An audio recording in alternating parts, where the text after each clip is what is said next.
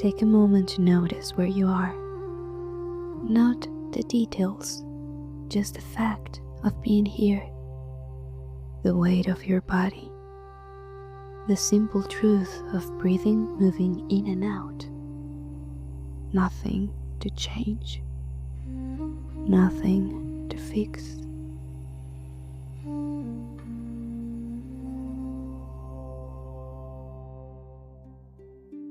As you breathe in, the air feels cool and clean.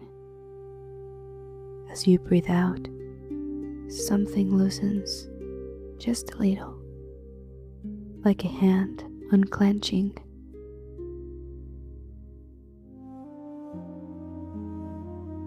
With each breath, the edges of the moment soften. Sounds move farther away or closer. It's hard to tell. Time stretches. As your breathing settles into its own rhythm, a quiet sense of movement begins to form, not around you, but within you. A gentle awareness, as if something has opened its eyes. You find yourself walking along an ancient path. You're not sure how you arrived here, but the ground beneath your feet feels steady and kind. The air is calm. There is a quietness that does not feel empty, but alive. The kind of quiet that listens back. Around you, old trees rise slowly towards the sky. Their trunks are thick, their roots deep, and folded into the earth like patient hands. Leaves shift softly overhead, as if breathing within you. Nothing here is a hurry. With each step, your body relaxes further into the movement of walking. The sound of your footsteps blends with the subtle language of the forest. Wind moving through branches, something small rustling just out of sight. The distant call of birds settling in for the evening. Ahead, the path opens into a clearing. At its center, it stands a simple structure made of stone and wood. It is not grand or imposing, yet it carries a quiet authority, as though it has existed beyond memory. A place shaped by time rather than effort. A place where stories have learned how to rest. You step inside. Warmth welcomes you immediately. Firelight fills the space with a soft, steady glow. The air smells faintly of wood and embers. There is no rush here, no sharp edges, only presence. The room is simple. Cushions rest on the floor. A folded blanket lies nearby. A small wooden table, worn smooth by years of use, stands beside the fire. The flames move gently, marking an ancient rhythm that feels familiar, even if you cannot say why. You settle whatever feels right. As you do, your attention is drawn to something resting near the firelight. A book. It does not look new, but it's not fragile. Its pages have been opened and closed by hands that trusted it. It lies open as if waiting. When you lift it, you feel its weight, not just of paper and binding, but of something carried forward, something offered rather than explained. On the first page, the handwriting is calm and steady. It does not instruct, it does not warn, it simply invites. You sense that these stories are not meant to be understood only with the mind, but felt.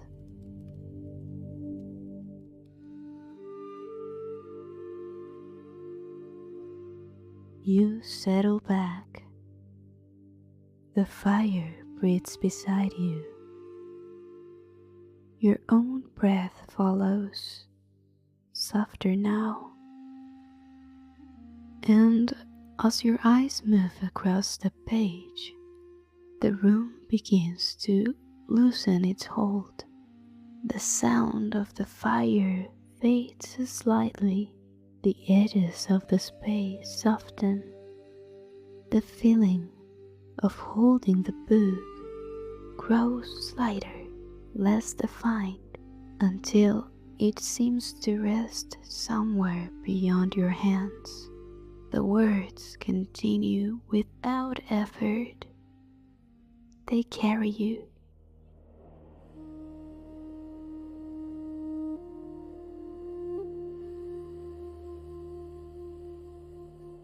There was a time when Leora's life appeared to be in order. The days followed one another without resistance. Morning gave way to afternoon. Afternoon softened into evening, and the spaces between filled themselves as they always had. Work was done. Words were exchanged. Meals were eaten at familiar tables. Nothing was missing, and still something did not quite belong. The feeling did not press or demand. It did not arrive with urgency. It lived quietly beneath the surface, like a stone resting on the bottom of a stream, always there, shaping the current without even breaking it. Leora did not speak of it. She moved through the world as expected, answering when spoken to, smiling at the right moments, standing where she was meant to stand. From the outside, there was no reason to believe anything was unfinished, but certain moments lingered longer than they should have. A pause in the doorway, her hand resting on the frame, a glimpse of distance through the window, heels dissolving into light, the sound of footsteps passing at night, stirring a restless that had no name. It was not longing, it was the sensation of standing just slightly to the side of her own life.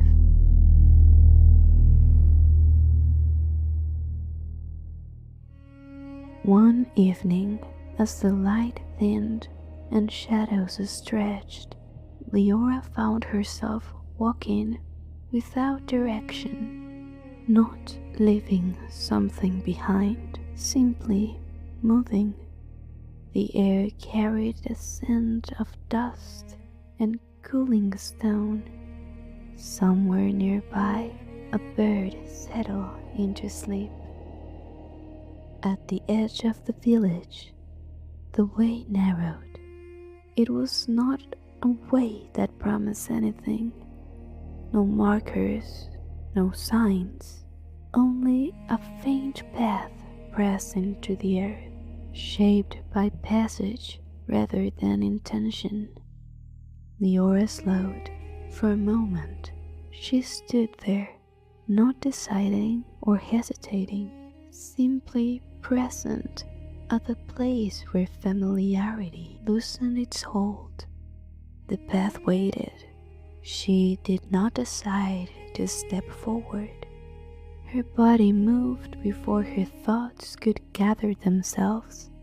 A shift of weight, the soft sound of her foot pressing into the earth. The path accepted her without resistance, as if it had been expecting her for some time. With that step, the familiar loosened further.